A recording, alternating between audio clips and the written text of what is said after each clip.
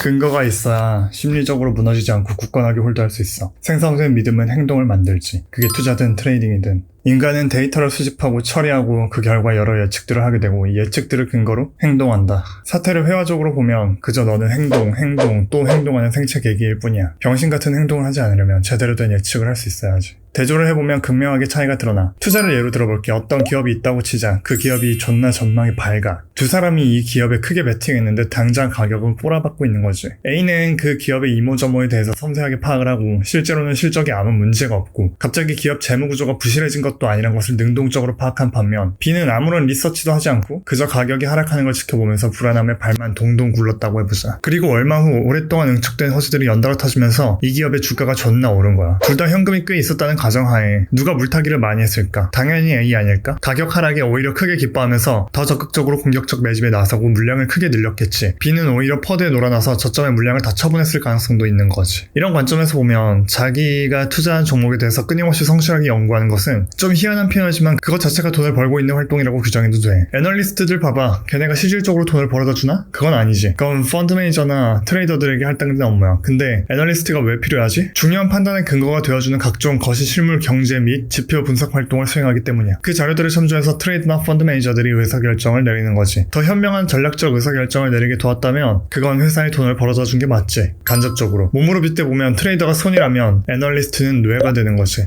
즉 애널리스트들은 생각하는 일을 하는 사람이다. 행위는 의사결정의 부산물이며 의사결정에는 앞서 정교한 분석, 파악 및 행위 설계가 선행되어야 한다. 결국 그렇게 처리된 모든 데이터는 저장되고 이후에 임의 상황에서 특정한 지각 단서에 의해 점화되고 인출되어 믿음을 생성하고 이 믿음은 더 정밀한 예측을 가능케 함으로써 베팅한 반대 방향으로 가격이 흘러내려도 혹은 손절을 해도 일관되게 판단하고 움직이도록 작동하는 강력한 인지적인 근거가 되는 거야. 하나 더 넣어주자면 1인 투자나 트레이딩을 한다면 자기가 직접 투자자, 애널리스트, 트레이더, 펀드 매니저 역할을 다 수행하고 있다고 보면 될 거야. 분업이 안 되니까 대가리가 더 아프지. 혼자서 다 처리해야 돼. 근데 이걸 꼭 병렬적으로 할 필요는 없어. 직렬적으로 해도 돼. 사실 이게 더 효율적이야. 왜? 주의의 선택성 때문에. 인간은 멀티태스킹에 취약하기 때문이야. 심리적 용어로 말하면 초점을 이쪽에서 저쪽으로 저쪽에서 이쪽으로 계속해서 전환시킬 때 너는 작업 전환 비용이라는 걸 지불하게 되면서 일의 효율이 급감하게 되는데 이게 굉장히 비효율적이고 생산성을 저하시키는 사고 행위 스타일이야. 보통 이런 얘기 하잖아. 일단 전략을 완성시키기 전에는 서익으로만 투자해보라고. 맞는 얘기지. 이게 사실 추적함 및 검증이 종결되기 전까지는 깝치지 말라는 거잖아. 병렬 처리하지 말란 얘기지. 내가 권고하는 것도 똑같아. 무슨 얘기라면 시드 확충할 때는 오로지 돈만 존나게 버는 거야. 그 다음에 최적 시스템을 구축하고 검증하는 데에만 온 열과 성을 다하는 거지. 그리고 나서 멍청하게 기계적으로 매매도 돼. 이렇게 분화시켜서 접근하는 거지. 내가 설명한 게 개인 투자자들이 왜 되게 실패하는지를 설명하는 하나의 이론적 모델이라고 볼 수도 있어. 보통은 거꾸로 가. 그리고 돈 다 잃고 나서야 고민하지. 어떻게 해야 할지. 근데 그 연구도 끝까지 종결을 내지 않고 다시 멀티tes을 시도하는 거지. 사실 굉장히 오래 걸리는 작업인데 말이야. 대다수의 사람들은 인내심이 없어. 성급하게 투자 거래를 하고 싶어 하지. 한마디로 매매 중독이라고 할 수 있어. 근데 이 사람들은 아직 자기 매매를 확신할 수 있는 근거가 없잖아. 그러니까 존나 불안하지. 물론 나도 그랬어. 난 작년에 한 번은 거의 진짜 파산 직전 수준까지 갔다가 구사일생했어. 그 이후에 끔찍할 정도의 자아분열을 겪고 나서 마침내 극복하고 시스템 트레이딩 전략을 완성했지. 그게 짱이란 걸 알면서도 너무 귀찮고 생각만 해도 필요해서 검증할 생각을 못했던 거야. 근데 막상 해보면 진짜 저런 거 왜 안 했는지 이해가 안 가거든? 예를 들어서 존나 좋다고 생각하는 전략이 있는데 막상 모의 테스트 해보면 진짜 시대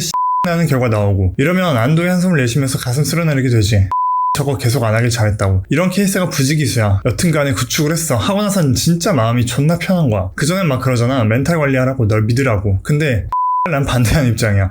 나를 어떻게 믿어? 나도 날 못 믿어. 믿을 수 있는 건 데이터지. 왜 날 믿냐고. 나는 나를 믿지 않고 내가 수집하고 분석한 데이터베이스를 믿는 거야. 믿음은 그냥 생기는 게 아니라 데카르트적인 의심의 끝에 마침내 오는 거지. 족같은 조언하는 새끼들이 존나 많아. 그리고 그 새끼들 때문에 대대로 골로 가지. 너 자신을 믿으라. 믿지 마, 너를. 데이터를 믿어라. 적어도 이 바닥에선 그래야 돼. 왜? 시장의 반응 속도가 너무 느리고 따라서 피드백도 너무 느려. 그러니까 학습하기가 쉽지 않은 환경이지. 왜냐면 내 특수한 의사결정과 행동 옵션에 대한 반응이 즉각적으로 주어져야 개념이 연합이 생성되면서 그 옵션의 효용성에 대해서 학습이 되는데 이건 그런 환경이 아니잖아. 존나 오래 기다려야 알 수 있어. 그렇기 때문에 단순히 여기 뛰어들어서 온몸 부벼된다고 해서 어떤 감각이 효과적으로 길러지지 않는 지옥 같은 환경이다 이거야. 대신에 차트가 있잖아. 다 로그가 남기 때문에 그걸 바둑의 수를 붓기하듯이 결을 따라서 훑다 보면 그리고 그걸 체계적으로 기록하다 보면 결국 빛이 보여. 그리고 그건 직관의 빛이 아니라 이성의 빛이지. 적어도 이 세계에선 직관이 아니라 이성이 더 훌륭한 길잡이야.